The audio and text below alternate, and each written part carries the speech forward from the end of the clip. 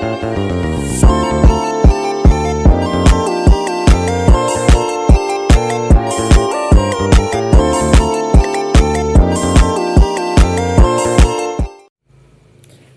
warahmatullahi wabarakatuh. Perkenalkan, saya Anissa Karini Ahmad dengan NIM 231260018. Saya dari Prodi Kedokteran Gigi.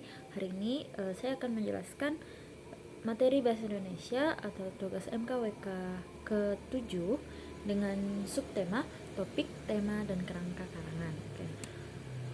Jadi yang pertama, saya akan menjelaskan apa itu topik. Nah, topik menurut KBBI, topik adalah pokok pembicaraan dalam diskusi, ceramah, karangan, dan sebagainya. Sedangkan menurut seorang peneliti atau biasa namanya adalah Sebastian Hadiah pada tahun 1994, topik adalah segala sesuatu yang ingin dibahas. Ini berarti penulis sudah memilih apa yang menjadi pokok pembicaraan. Jadi topik itu merupakan pokok pembicaraan dalam sebuah karangan atau dalam sebuah karya tulis. Selanjutnya, topik ini bisa didapat dari beberapa sumber. Yang pertama, dia ada pengalaman pribadi. Kedua, ada hobi dan keterampilan. Ketiga, pengalaman pekerjaan atau profesi. Keempat, pelajaran sekolah atau kuliah.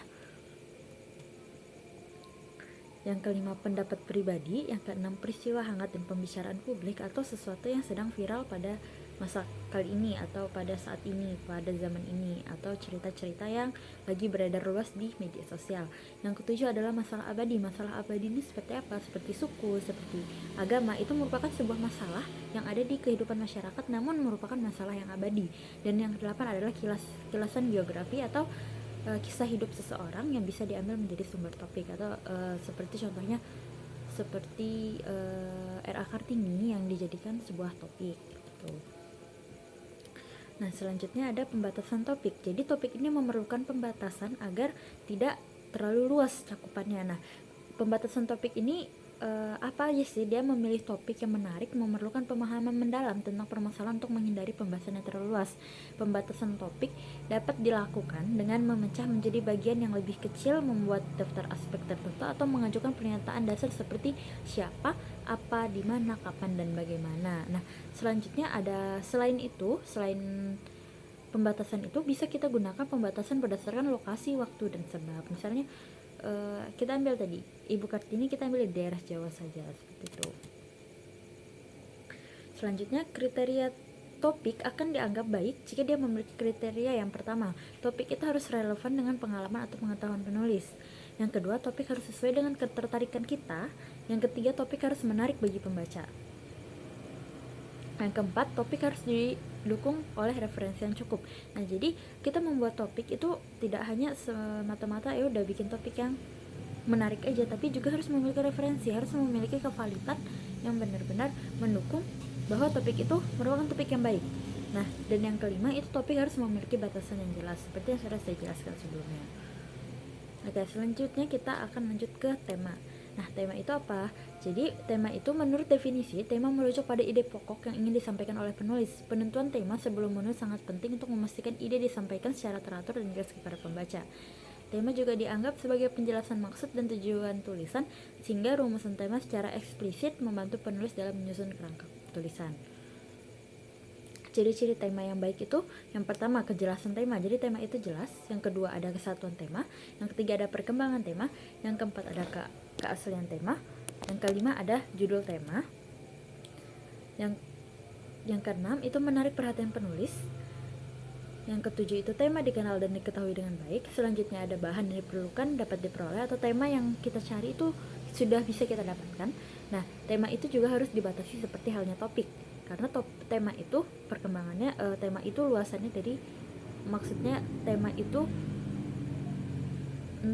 itu lanjutannya dari si topik. Nah, tema juga harus bermanfaat. Kedudukan tema. Nah, kedudukan tema ini diibaratkan sebagai dasar atau fondasi yang menopang sebuah bangunan. Jika tema itu tidak kuat atau tema itu dia tidak sesuai dengan kriteria yang baik, maka karena dia dikatakan karena tema diibaratkan sebagai fondasi, maka dia merupakan sebuah pokok atau yang menentukan apakah karangan itu akan kuat atau tidaknya. Gagasan pokok yang hendak disampaikan oleh penulis melalui karyanya disebut tema karya gitu. Selanjutnya ada jenis-jenis tema. Yang pertama ada tema jasmania, ada tema organik, tema sosial, tema ketuhanan.